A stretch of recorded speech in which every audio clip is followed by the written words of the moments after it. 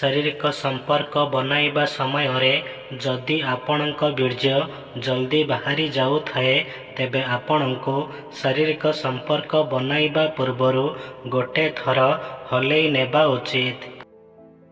सबु महिला सकाळ समयरे निज पुरुष साथी सहित शारीरिक संपर्क बनाइबाकू सबुठारु अधिक पसंद करिथांती।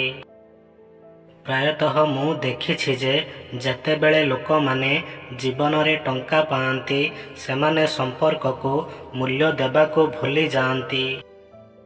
स्वार्थपरता बिना जणे व्यक्तिर ईश्वरंक सहित संपर्क मध्य नथाए, किंतु 21 टंकार प्रसाद देई समग्र विश्व को पाइबार इच्छा रखिथाए।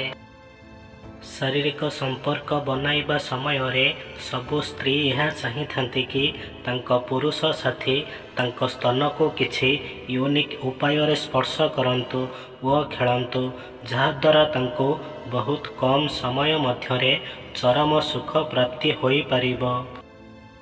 समस्तंक पाटिरे जीभ थाए, किंतु जेउ माने एहाको भल भावरे परिचालना करंती सेमाने आश्चर्यजनक कार्य करंती।